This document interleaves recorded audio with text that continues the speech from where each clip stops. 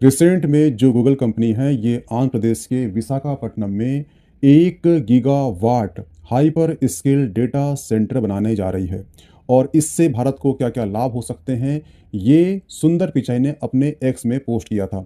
उन्होंने कहा कि यह हब जो है विराट कंप्यूटिंग क्षमता वाला है, समुद्र के नीचे से इंटरनेट केबल लाने का नया अंतर्राष्ट्रीय सब सी गेटवे होगा और इसके माध्यम से हम अपनी श्रेष्ठतम टेक्नोलॉजी भारत के लोगों तक पहुंचाएंगे। इस हब से एआई में नए इनोवेशन होंगे, साथ ही साथ भारत की इकोनॉमी और भारत का जो विकास है इसे बढ़ावा मिलेगा। और इस डेटा सेंटर के निर्माण में दो भारतीय कंपनी जो है साझेदार है, एक है अदानी गोनेक्स और दूसरी है भारती एयरटेल। मैंने यहाँ पे स्टार्टिंग में बताया था कि यह डेटा सेंटर जो है आंध्र प्रदेश के विशाखापट्टनम के श्रीकोंडा तटवर्ती क्षेत्र में बनाया जा रहा है, यानी कि समुद्र के किनारे बनाया जा रहा है। उसके पीछे रीज़न ये है कि यह डेटा सेंटर जो है साल भर पूरी क्षमता के साथ काम करेगा, तो इसमें हीट पैदा होगी और इस हीट को कम करने के लिए इसे जल और नमी की आवश्यकता होगी और ये क्षेत्र जो है इसके जल और नमी की जो कमी है उसको पूर्ति करेगा। इसकी हीट को कम करने के लिए 4.32 अरब लीटर जल की आवश्यकता होगी और ये जल जो है ये तटवर्ती क्षेत्र जो है ये पूर्ति करेगा। इसलिए डेटा सेंटर जो है यहाँ पे बनाया जा रहा है, इसका रीजन ये है। हुआ क्लियर? दूसरी चीज, ये 2030 तक बनकर तैयार हो जाएगा और अपनी सेवा 12 देशों को प्रोवाइड करेगा।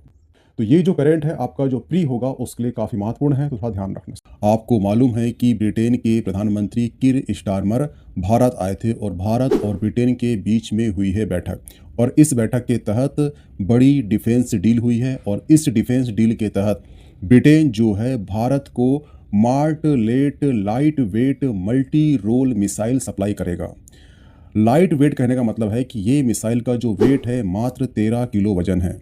मल्टी रोल कहने का मतलब ये है कि ये हवा से हवा में, सतह से सतह में, सतह से हवा में और हवा से सतह में हमला कर सकती है। इसका नाम बहुत इंटरेस्टिंग है, वो है मार्टलेट। मार्टलेट जो है एक पौराणिक पक्षी था और इस पक्षी की सबसे बड़ी विशेषता ये थी कि ये पक्षी कभी भी आराम नहीं करता था। इसका मतलब ये है कि जो मार्टलेट मिसाइल भी है ये कभी भी आराम नहीं करेगी। तो ये था भारत और ब्रिटेन के बीच में समझौता जो प्री एग्जाम की दृष्टि से बहुत इंपॉर्टेंट है, तो ये ध्यान रखना। जनरली आप देखना नोबेल प्राइज़ में से मैक्सिमम क्वेश्चन साहित्य के और शांति के नोबेल प्राइज़ में से पूछे जाते हैं और 2025 का साहित्य का नोबेल प्राइज़ मिल चुका है हंगरी के प्रसिद्ध लेखक लासलो क्रासज़नाहोरकाई। काफ़ी लंबा नाम है। जो हंगरी के लेखक है लासलो क्रासनाहोराइका, इनके लेखन की सबसे बड़ी विशेषता यह है कि यह बहुत लंबे लंबे वाक्य लिखते हैं। कई कई पेज तक पता चलता है कि ये एक ही वाक्य लिख रहे हैं और गंभीर विषयों पर यह उपन्यास लिखते हैं। इनके उपन्यास पर बहुत सी मूवी भी बन चुकी है। तो ध्यान रखना, हंगरी के लेखक लासलो क्रासज़नाहोराइका को 2025 का साहित्य का नोबेल पुरस्कार दिया गया है। नोबेल पीस प्राइज अनाउंस हुए और डोनाल्ड ट्रंप को यह प्राइज नहीं मिला, पर ट्रंप की नोबेल पाने की तड़प अभी भी खेल जारी है।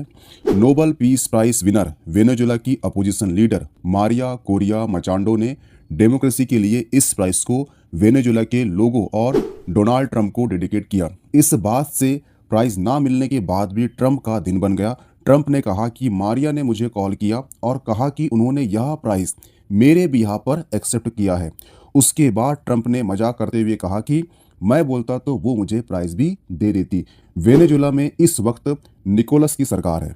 यूएसए का कहना है कि निकोलस ड्रग कार्टेल चलाता है और यूएस में ड्रग स्मगल करके यूएस को डीस्टेबलाइज करने की कोशिश कर रहा है। इसीलिए यूएस ने वेनेजुएला को ड्रग स्टेट भी घोषित कर रखा है। पिछले दिनों वेनेजुएला को घेरने के लिए एक बड़ा मिलिट्री बिल्डअप शुरू किया। नेवी के वॉरशिप और F-35 भेजे। इधर मारिया कोरिया जो अपोजिशन में है वो जानती है कि उन्हें पावर में आने के लिए ट्रंप कितना बड़ा रोल प्ले कर सकते हैं, इसलिए डेडिकेशन किया। अगर रूल्स हो तो मारिया ट्रंप को नोबेल पीस प्राइज ट्रांसफर कर सकती है।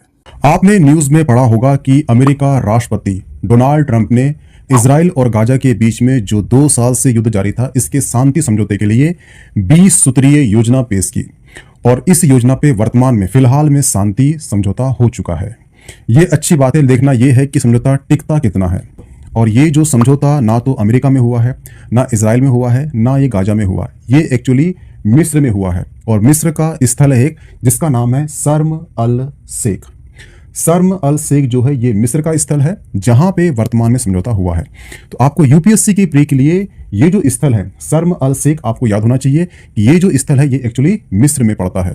ठीक है, इसकी जो लोकेशन है ये आपको याद होना चाहिए कि शर्म अल शेख जो है ये एक्चुअली ये जो आपको दिख रहा है पार्ट, ये है रेड सी, ये है गल्फ ऑफ सेज और इधर है मिस्र, और ये जो प्लेस दिख रहा है आपको ये प्लेस है सऊदी अरब का। ठीक है, और ये जो पॉइंट दिख रहा है आपको येलो पॉइंट, ये पॉइंट है शर्म अल शेख जहां पे वर्तमान में 2 साल से जो युद्ध जारी है उसका शांति समझौता यहां पे हुआ है जो मिस्र का एक स्थल है। तो आपको यूपीएससी की प्री के लिए आपको ये पॉइंट याद रखना है कि शर्म अल शेख जो है ये एक्चुअली मिस्र का स्थल है और इसी स्थल में वर्तमान में समझौता हुआ है जिसकी मध्यस्थता किसने किया है? अमेरिका के राष्ट्रपति डोनाल्ड ट्रंप ने किया है। ठीक है, अमेरिका के 3 वैज्ञानिक जॉन कार्लक, मिशेल डेओरेट और जॉन मार्टिनिस को 2025 का भौतिक का नोबेल पुरस्कार दिया जाएगा। उन्हें यह सम्मान इलेक्ट्रिक सर्किट में माइक्रोस्कोपिक क्वांटम टनलिंग और एनर्जी क्वांटम इंजेक्शन की खोज के लिए दिया जाएगा। यह खोज क्वांटम फोटोग्राफी, क्वांटम कंप्यूटर और क्वांटम सेंसर जैसे क्षेत्रों में अगली पीढ़ी की तकनीक के विकास में मदद करेगा। अक्टूबर का जो माह होता है इसमें नोबेल पुरस्कार विजेता के नामों की घोषणा की जाती है और इसी के चलते 2025 का फिजियोलॉजी या मेडिसिन का पुरस्कार की नामों की घोषणा हो चुकी है। और इन 3 वैज्ञानिक जिनका नाम है मेरी ई ब्रुनको, फ्रेड राम्सड्रेल और सिमोन साकागुची को दिया गया है। और इन 3 वैज्ञानिकों ने सॉल्व किया है हमारे इम्यून सिस्टम का सबसे बड़ा रहस्य, कैसे हमारा शरीर जो होता है वह खुद पर अटैक नहीं करता। इसका मतलब है कि हमारी ही बॉडी को एनिमी नहीं समझता। इस खोज का नाम है पेरीफेरल इम्यून टॉलरेंस और यह खोज जो है ऑटो इम्यून डिसीज जैसे कि डायबिटीज़ और आर्थराइटिस के इलाज के लिए गेम चेंजर साबित होने वाली है। ये जो शख्स की इमेज आप देख रहे हो ये है चाइना के पूर्व मिनिस्टर और हाल ही में इनकी चर्चा पूरी दुनिया में हो रही है। वो इसलिए क्योंकि चाइना ने इनको मौत की सज़ा सुनाई है और इनका जुर्म सुन के आप हैरान हो जाओगे। इनका जुर्म है करप्शन। क्योंकि अगर भारत में मिनिस्टर तो छोड़िए, मिनिस्टर का कोई करीबी भी करप्शन कर ले तो उसको मौत की सज़ा तो बहुत दूर की बात है, उसके ऊपर एफआईआर भी नहीं होती। अगर आप देखो तो भारत जो है 1947, चाइना जो है 1949 को आज़ाद हुए हैं। दोनों ही जो है आसपास आज़ाद हुए हैं, लेकिन चाइना हमसे आज इकोनॉमी में, तकनीक में और औद्योगिक क्षेत्र में हमसे आगे है और उसके पीछे रीज़न है करप्शन। क्योंकि चाइना में जो करप्शन करेगा उसे सज़ा मिलेगी और ये केस पहला नहीं है। चाइना में जिस भी ऑफिसर ने करप्शन किया है उसे या तो सज़ा हुई है या मौत की सज़ा हुई है, लेकिन भारत में ऐसा नहीं है। यहाँ पर चाइना से भारत को सीखना चाहिए जीरो टॉलरेंस टूवर्ड्स करप्शन, यानी कि करप्शन के प्रति शून्य सहिष्णुता होनी चाहिए। अगर भारत में कोई भी करप्शन करता है तो उसे सज़ा मिलनी चाहिए। अगर भारत में वर्तमान जैसा हाल रहा तो भारत 2047 तो छोड़िए 3047 भी आ जाएगा तो भारत जो है विकसित कंट्री नहीं बन पाएगी। रिसेंटली एशिया कप फाइनल में भारतीय टीम की बड़ी जीत के बाद पीएम मोदी ने भारतीय टीम को बधाई देते हुए कहा कि यह क्रिकेट के मैच में ऑपरेशन सिंदूर था। दरअसल पाकिस्तान को हर क्षेत्र में हराना भारतीय गौरव का मापदंड बन गया है। सबसे इंटरेस्टिंग बात यह है कि भारतीय टीम ने एशिया क्रिकेट काउंसिल के अध्यक्ष मोहसिन नकवी से ट्रॉफी लेने से मना कर दिया। एक्चुअली जो मोहसिन नकवी है ये पाकिस्तान का एक प्रमुख नेताओं में से एक है। मोहसिन नकवी स्टेज पर ट्रॉफी लेके खड़ा था और भारतीय टीम उसे फुल्ली इग्नोर कर रही थी। उसके बाद ये बंदा ट्रॉफी लेके ही पाकिस्तान भाग गया। अब ये आसिफ मुनीर के पास जाएगा और ट्रॉफी हैंडओवर करते हुए कहेगा कि हम एशिया ट्रॉफी जीत चुके हैं। आसिफ मुनीर कहेगा कि ऐसे कैसे, क्योंकि भारत की जीत को तो पूरे वर्ल्ड ने लाइव देखा है। तब नकवी कहेगा वैसे ही जैसे हम 4 महीना पहले भारत से वॉर में जीत गए थे। रिसेंट में लद्दाख के माहौल नेपाल जैसे लगने लगे हैं। 24 सितंबर को स्टूडेंट प्रोटेस्ट और वायलेंट क्लासेस के बाद काफ़ी हलचल मच गई है और वहां पर सीआरएफ की कार को आग लगा दी गई, कई बिल्डिंग को जला दिया गया, 4 लोगों की मृत्यु हो गई है और 70 से अधिक लोग घायल हैं। ये आंदोलन शुरू किया था सोनम वांगचुक और लद्दाख एपेक्स बॉडी ने। डिमांड सिंपल है, लद्दाख को पूर्ण राज्य का दर्जा मिले और संवैधानिक तौर पर 6 शेड्यूल में लद्दाख को इंक्लूड किया जाए। अब सवाल उठता है कि 6 शेड्यूल है क्या? इस क्लॉज के अंतर्गत नॉर्थ ईस्ट के असम, मेघालय, त्रिपुरा, मिजोरम को स्पेशल ऑटोनॉमिस देता है, जिसके माध्यम से वहां की लोकल डिस्ट्रिक्ट काउंसिल अपनी जमीन, फॉरेस्ट, ट्रेडिशन, गवर्नेंस और टैक्स डिसीजन खुद लेती है। और लद्दाख भी यही राइट चाहता है, अपनी ज़मीन और संसाधन पर कंट्रोल। लेकिन जो सेंट्रल गवर्नमेंट है वो लद्दाख को यूटी ही रखना चाहती है। सेंट्रल गवर्नमेंट का कहना है कि अगर लद्दाख में 6 शेड्यूल अप्लाई होता है तो बॉर्डर प्रोजेक्ट, डिफेंस बिल्डअप में कंट्रोल कम हो जाएगा और इसका रणनीतिक एडवांटेज जो है चाइना को हो सकता है। अब सवाल यह है कि लद्दाख की आवाज़ सुनी जाएगी या फिर सेंट्रल गवर्नमेंट और सख्त होती है, क्योंकि यहाँ पर एक तरफ है डेमोक्रेसी और दूसरी तरफ है नेशनल सिक्योरिटी का इशू। 100 वर्ष होने के कारण ही ये आपके एग्जाम में आने की पूरी संभावना है। ऐसा क्यों? क्योंकि आप देखना 2021 में यूपीएससी का पेपर हुआ था जिसमें ये क्वेश्चन किया था कि जो मुरैना में 64 योगिनी मंदिर है ये किस राजवंश ने बनाया है? तो इसका आंसर था कच्छप राजाओं ने बनाया है। ये क्वेश्चन इसलिए किया था क्योंकि 1921 में जो हमारी ओल्ड संसद है उसका डिजाइन जो है ये मुरैना में जो 64 योगिनी मंदिर जो कछवाहा राजाओं द्वारा बनाया गया था, इसी कारण से ये क्वेश्चन यूपीएससी के 2021 में पूछ लिया था, क्योंकि उसे भी 100 साल हो चुके थे। इसलिए ध्यान रखना, जब भी 100 वर्ष, 25 वर्ष, 30 वर्ष या 50 वर्ष होते हैं तो ऐसी घटनाओं को आप एक बार पढ़ के चले जाइएगा, क्योंकि वहां से क्वेश्चन उठने की संभावना अधिक रहती है। रिसेंट में दुनिया में एक नई व्यवस्था बन रही है। देखा जाए तो पूरी दुनिया जो है एक नए शीत युद्ध की ओर बढ़ रहा है, जिसमें एक ओर अमेरिका और उसके सहयोगी देश हैं और दूसरी ओर है ब्रिक्स जैसे समूह। अगर RIC ट्राइका यानी कि इंडिया, रूस, चाइना मजबूत होते हैं तो ये अमेरिका ही नहीं बल्कि G7 और यूरोप की जो सैन्य और आर्थिक ताकत है उसको भी ये संतुलित कर देगा। और सबसे बड़ी बात यह है कि भारत इस नए समीकरण में किंग मेकर की भूमिका में है। तो ये कहना बिल्कुल गलत नहीं होगा कि जो ट्राइका है यानी कि इंडिया, रूस, चाइना का समय आ चुका है और इसे आकार देगा मोदी डॉक्ट्रिन। लोकसभा में 130वां संविधान संशोधन बिल पास होने पर इतनी कंट्रोवर्सी क्यों हुई? उसके पीछे रीजन है, कोई भी क्राइम का लॉ बनता है तो वो क्राइम को डिफाइन करता है और उसके बाद जो ऑफेंडर्स होता है उसे वो पनिश करता है। पर कभी कभी जो लॉ बनते हैं ये जस्टिस सर्व नहीं कर पाते, एक्चुअली ये पावर को सर्व करते हैं। फॉर एग्जाम्पल, एक राजा हुआ है रोम का क्लाउडियस। क्लाउडियस ने अपने भाई की बेटी से शादी करने के लिए वहाँ का जो कानून था उससे पूरा चेंज कर दिया था। अगर बात की जाए 130 संविधान संशोधन की तो इसमें CM, PM और जो मिनिस्टर होते हैं इनको अरेस्ट किया जाएगा, फिर डिटेंड किया जाएगा। उसके बाद अगर ये 30 दिन तक जेल में रहते हैं तो 31वां दिन जो होगा इनका PM का पद, CM का पद और मिनिस्टर का पद जो है गायब हो जाएगा। यहाँ पर जो है आर्टिकल 75 को अमेंड किया गया है। पिछले 10 साल का डाटा बतलाता है कि 198 मिनिस्टर पर केस फाइल हुआ, जिसमें से 2 मिनिस्टर पर ही केस से कन्विक्ट हुआ है। तो सवाल यहाँ पर यह उठता है कि जब गलती प्रूफ नहीं हुई है तो हमें किस बात की पनिशमेंट की दी जा रही है? और ये जो बिल आया है, इस बिल के आने के पीछे कहानी है केजरीवाल। एक्चुअली जो ईडी है, ईडी ने केजरीवाल को गिरफ्तार करी और केजरीवाल ने जेल से ही सरकार चलाई।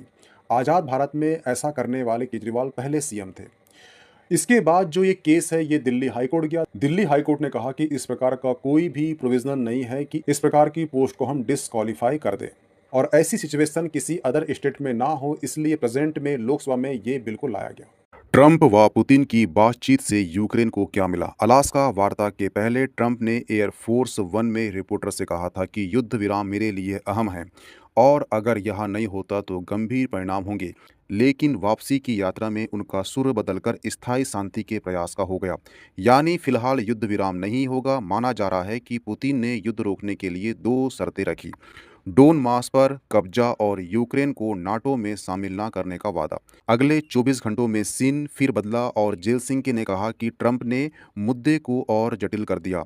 उधर नाटो के डॉर्निक बाल्टिक भाग के 8 सदस्य देशों के गुट ने रूस की किसी भी शर्त को ना मानने का पत्र जारी किया। स्वयं ट्रंप ने नाटो के अधिकारियों और सदस्य देशों के नेताओं से बातचीत की, लेकिन उनकी ओर से कोई स्पष्ट समर्थन नहीं मिला। दरअसल पुतिन डोनबास, जो यूक्रेन के कुल भूभाग का लगभग 8% है और जिसमें समृद्ध डोनेक्स शहर आता है, जो रूस कब्जे में चाहता है, यह क्षेत्र डोनेट्स बेसिन के औद्योगिक और कृषि उत्पादों के लिए जाना जाता है और क्षेत्र में कोयला और लौह अयस्क की प्रचुरता से देश को समृद्ध करता है। अगर यह क्षेत्र रूस में जाता है तो यूक्रेन अपनी आर्थिक ही नहीं बल्कि सामरिक स्थिति भी खो देगा। फिर रूसी सीमा से लगे यूरोप के नाटो सदस्य देश को भी यह खतरा है कि रूस का अगला निशाना वो भी हो सकते हैं। रिसेंटली अमेरिकी वाणिज्य मंत्री ने कहा है कि भारत 1.40 अरब लोगों वाला देश है। इसके बावजूद भी भारत जो है अमेरिका से मक्का नहीं खरीदता। या तो वो मक्का खरीदे या फिर दुनिया के सबसे बड़े ग्राहक से व्यापार करना भूल जाए। ये सही है कि टैरिफ पर जो यूएस के साथ खराब संबंध का जो प्रमुख कारण है वो है मक्का, सोयाबीन, दुग्ध जैसे कृषि उत्पादक, जिनके भारत आने पर भारतीय कृषकों की स्थिति और खराब हो जाती है। सवाल ये उठता है कि भारतीय कृषि इतनी कमजोर क्यों है। G20 देशों में सबसे ज़्यादा रोजगार का बोझ होने वाला कृषि क्षेत्र 46.1% भारत ही है। दूसरे और तीसरे स्थान पर है इंडोनेशिया, चीन। इन दोनों देशों का कृषि का जीडीपी में योगदान क्रमशः 7% और 12% है, लेकिन दोनों देशों के मैन्युफैक्चरिंग सेक्टर का जीडीपी में योगदान 40% और 42% ही वहाँ का कारक है, जिससे उन देशों की प्रति व्यक्ति आय भारत की प्रति व्यक्ति आय से दुगनी और 5 गुनी है। सवाल उठता है कि उन देशों की प्रति व्यक्ति आय भारत की प्रति व्यक्ति आय से इतनी ज़्यादा क्यों है। तो उसके पीछे रीज़न है वहाँ के जो कृषि और डेयरी उत्पादक संगठन है, ये तकनीकी का यूज़ करके उत्पादन बढ़ाते हैं। सूक्ष्म और लघु उद्योग में कृषि को सहायक बनाते हुए आजीविका के स्रोत बनाना ही यहाँ की जो आर्थिक स्थिति को मजबूती देता है। परंतु भारत में ऐसा बिल्कुल नहीं है। भारत इस समस्या की ओर ध्यान दे तो भारत की जो प्रति व्यक्ति आय है इन दोनों देशों की प्रति व्यक्ति आय के साथ लीड कर सकती है। पड़ोसी देश नेपाल में हालात बेकाबू हो चुके हैं। सोशल मीडिया पर बेन के विरोध से शुरू हुआ, आज बहुत बड़े संवैधानिक संकट में बदल गया है। ऐसा कहा जा रहा है कि सरकार में पहले भ्रष्टाचार और फिर उसके बाद लोगों के फ्रीडम ऑफ स्पीच पर बैन लगाने की वजह से लोगों का गुस्सा फूट पड़ा और लोग जो है सड़क पर उतर आए। पर शुरुआत में इतना बड़ा हो जाएगा ऐसा किसी को अंदाजा नहीं था। लेकिन 8 सितंबर को पुलिस की फायरिंग से 19 प्रदर्शनकारियों की मौत के बाद गुस्साई भीड़ ने वहां के राष्ट्रपति और प्रधानमंत्री के जो निजी आवास थे उसको आग में फूंक दिया। उसके बाद जो है गुस्साई भीड़ ने नेपाल की संसद और नेपाल की जो सुप्रीम कोर्ट है उसको भी आग लगा दी। हालात इतने बिगड़े कि नेपाल के प्रधानमंत्री ओपी कोली को इस्तीफा देना पड़ा। सोर्स के मुताबिक आर्मी चीफ और नेपाली कांग्रेस ने ओपी कोली को पद से इस्तीफा देने की सलाह दी थी और 4 मंत्री पहले ही इस्तीफा दे चुके थे।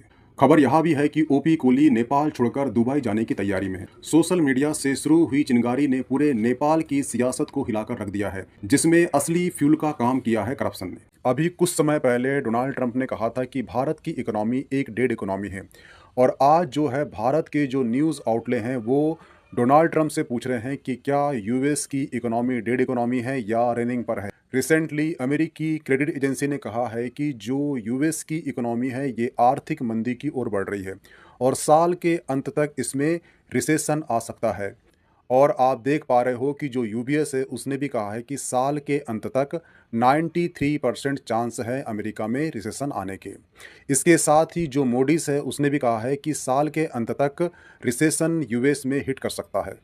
अगर बात की जाए रिसेशन की तो एक वित्तीय वर्ष में 4 क्वार्टर होते हैं। एक क्वार्टर 3 मंथ का होता है। अगर 2 क्वार्टर यानी कि 6 महीने तक लगातार किसी देश की जीडीपी में नेगेटिव ग्रोथ होती है तो ऐसा माना जाता है कि वो देश जो है आर्थिक मंदी यानी कि रिसेशन में जा चुका है। और यही रिसेशन आपको देखने मिल सकता है डोनाल्ड ट्रंप के कार्यकाल में। और ये ध्यान रखना कि जो डोनाल्ड ट्रंप है उसके कार्यकाल में जो रिसेशन आने वाला है इसके साथ आपको इन्फ्लेशन भी देखने को मिलेगा। रिसेंटली चाइना का जो मीडिया है उसने रिपोर्ट पब्लिश करना शुरू कर दिया है कि चाइना की शी जिनपिंग जो है पीएम मोदी और पुतिन का मोस्ट वेलकम करने वाले हैं। जैसे कि आप आर्टिकल में देख पाओगे, China to welcome Modi Putin in powerful show of global south solidarity.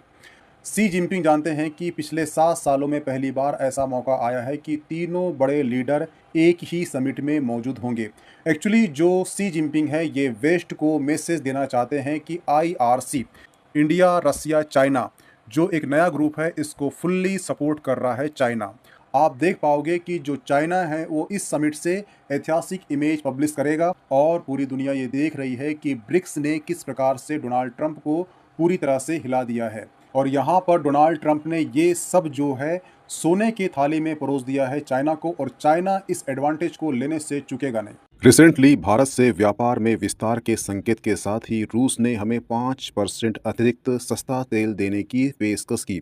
मकसद है भारत पर अमेरिका के सेकेंडरी टैरिफ, जिसे अचानक व्हाइट हाउस प्रवक्ता ने भारत पर एक्शन कहना शुरू कर दिया, से होने वाले घाटे की संभवतः भरपाई है। मतलब साफ है कि पुतिन यूक्रेन से युद्ध बंद करने के मुद्दे पर ट्रंप के दबाव में नहीं आएंगे। सन 1989 में भारत आर्थिक रूप से इतना सशक्त नहीं था, तब भी अमेरिकी प्रतिबंध बखूबी झेल चुका है और मजबूत होता गया। लेकिन रूस के इस रुख को अपना अपमान मानते हुए ट्रंप ने संकेत दिया कि अमेरिका यूक्रेन को वायु सुरक्षा देगा और नाटो जमीन पर सैन्य मदद भी संभव है। मास्को पहुंचे भारत के विदेश मंत्री रूस से अच्छी ट्रेड डील करें, जिसकी भारत को सबसे ज़्यादा ज़रूरत है। उधर चीन का भी हमें रेयर अर्थ एलिमेंट्स देने का वादा भी अमेरिका को नहीं भाएगा। तभी तो ट्रंप के करीबी ट्रेड सलाहकार ने भारत पर चीन और रूस के साथ खेमेबंदी का आरोप लगाया। ट्रंप के लिए रूस का यूक्रेन के साथ समझौता नाक का सवाल बन गया है। लेकिन दूसरी ओर रूस को और आर्थिक क्षति पहुंचाने के लिए भारत को धमकिया है कि वह रूस से तेल व्यापार खत्म करे, यानी दशकों पुरानी दोस्ती छोड़े। ट्रंप ने ना तो रूस के लिए रास्ता छोड़ा, ना भारत के लिए कोई मध्य मार्ग दिया। इसलिए भारत को वर्तमान में रूस से एक अच्छी ट्रेड डील करने की जरूरत है। रिसेंटली संसद के दोनों सदनों से पारित माइंस एवं मिनरल्स संशोधन बिल, जो अब कानून बन जाएगा, लीज पर खनन करने वाले निजी व्यवसाय को बगैर किसी अतिरिक्त शुल्क के लिथियम, कोबाल्ट, निकिल जैसे रेयर मिनरल्स के दोहन की मंजूरी देगा। हालांकि चीन ने पिछले कुछ समय से भारत को इन रेयर अर्थ मटेरियल का निर्यात रोक दिया था, लेकिन हाल ही में फिर से निर्यात का वादा किया है। लेकिन भारत में प्रचुर मात्रा में उपलब्ध कुछ दुर्लभ तत्व का भ्रष्टाचार शून्य के साथ पूरी क्षमता से दोहन किया जाए तो भारत भी चीन की तरह न केवल आत्मनिर्भर हो सकेगा, बल्कि बड़े देशों से अपनी शर्तों पर व्यापार भी कर सकेगा। 2 दशक पहले international union for furrow and applied chemistry ने 17 तत्वों को रेयर अर्थ घोषित किया था। विकसित देश जो हैं इन रेयर तत्वों का इस्तेमाल नई टेक्नोलॉजी में करने लगे हैं। मोनाजाइट भंडार को लेकर 2022 में संसद में मंत्री ने कहा था कि खनन बढ़ाया जाए, लेकिन सच यह है कि निजी उद्योग इसमें पैसा लगाने में रुचि नहीं ले रहा है। 3 साल पहले केंद्र का आरोप था कि उत्पादन रोकने का कारण राज्य द्वारा माइनिंग लीज ना देना है, और दूसरा कारण है पर्यावरण कानून का आड़े आना। तीसरा कारण है विभाग द्वारा क्लियरेंस ना देना। चौथा कारण है अनियंत्रित आबादी का वहां पर विस्तार होना। मैं आपको बता दूं कि केरल, आंध्र प्रदेश और तमिलनाडु में तटीय क्षेत्रों में इसकी प्रचुर मात्रा है। सरकार के नए विधेयक से विपक्ष नाराज है। कैसे समझते हैं? संसद में सरकार ने एक नया बिल पेश किया, जिसका आशय है कि पीएम, सीएम सहित केंद्र या राज्य का कोई भी मंत्री अगर किसी ऐसी दफा में जिसमें 5 साल तक का सजा का प्रावधान है 30 दिन तक निरुद्ध रहा तो 31वें दिन उसे पद से हटा दिया जाएगा। बिल में यह भी प्रावधान है कि अगर कोर्ट ने उसे जमानत दे दी है तो उसे पुनः पदासीन किया जा सकता है। सरकार मानती है कि ऐसे कृत्य का आरोपी मंत्री पद पर रहते हुए संवैधानिक नैतिकता के जो मापदंड को प्रभावित कर सकता है। विगत 29 जुलाई को वित्त राज्य मंत्री ने संसद को बताया कि पिछले 10 वर्षों में ईडी द्वारा मामले में केवल 8 में सजा हुई है। अगर परसेंट देखा जाए तो ये मात्र 0.13% है। केजरीवाल महीनों जेल में रहने के बाद कोर्ट से रिहा हुए, लेकिन वर्षों बाद भी ईडी का केस किसी भी अंतिम परिणाम पर नहीं पहुंचा। मार्च में संसद में सरकार ने बताया कि वह आरोपियों की राजनीतिक प्रतिबद्धता का रिकॉर्ड नहीं रखती, लेकिन कहा कि 193 जनप्रतिनिधियों के खिलाफ मामलों में केवल 2 में ही सजा हुई है। ये सभी गैर भाजपा दलों के थे। नए बिल को लेकर जहां विपक्ष सरकार की मंशा पर प्रश्न चिन्ह खड़े कर रहा है, वहीं किसी आरोपी को महज आरोप के आधार पर पदमुक्त करना अपराध शास्त्र के मूल सिद्धांत अपराध सिद्ध न होने तक निर्दोष मानने के खिलाफ है। जमानत मिलने पर दोबारा पदासीन होना गवर्नेंस में निरंतरता की अवधारणा की अनदेखी भी है। पहले तो नेता नैतिक आधार पर इस्तीफा देते थे, लेकिन बाद में इस आचरण धर्म की अनदेखी होने लगी। आज के समय भारत और यूएस के बीच में जो हो रहा है, पूरी दुनिया इसको नोटिस कर रही है। रिसेंटली फिजी के प्राइम मिनिस्टर ने मीडिया को यह बताया कि जब यह भारत के प्रधानमंत्री से मिले, इन्होंने साफ साफ बोल दिया, देखो एक बहुत ही बड़ा वर्ल्ड लीडर है जो आज के समय आपसे खुश नहीं है। और यह कैसे टाइम में बोला, जब फाइनली यूएस के जो इंडिपेंडेंट टैरिफ थे ये अब लग चुके हैं भारत पे।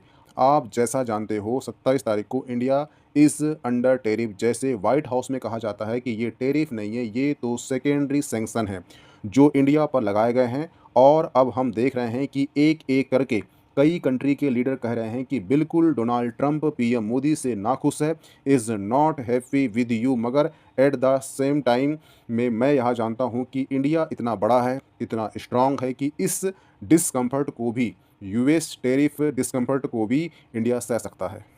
Whatever is happening out there is impacting us. Now, happening out there is impacting on your relationship with the United States of America. The recent announcement of the tariffs and some things that are coming towards Prime Minister Modi direction. I told him the other day, somebody's not very happy with you, but then you're big enough to weather those discomforts. Bharat को Brazil की तरह ही कसी को ताकत बनाना होगा, क्योंकि भारत और Brazil Trump के अकारण आक्रोश के दो सबसे बड़े शिकार हैं जिन पर सबसे ज़्यादा टैरिफ लगाया गया है। ब्राज़ील पर तो इसका कोई असर नहीं पड़ा क्योंकि उसकी कृषि का कुल निर्यात में हिस्सा लगभग 50% है और उसके कृषि उत्पाद मुख्यतः चीन और यूए जाते हैं। दरअसल ब्राज़ील ने कृषि को अपनी ताकत बना लिया है। कृषि क्षेत्र में मात्र 8% लोग हैं और जीडीपी में योगदान भी 8 से 9% है। इसका सीधा मतलब हुआ कि कृषि और कृषि उत्पाद प्रसंस्करण संगठित और मैकेनाइज्ड है। यह देश दुनिया में कृषि निर्यातक देश में सबसे आगे है। यह सच है कि भारत से लगभग 3 गुना भूभाग वाले इस क्षेत्र में बड़ा इलाका जंगल का है, लेकिन संपन्न कृषि के कारण इसकी प्रति व्यक्ति आय भी भारत से 4 गुना अधिक है।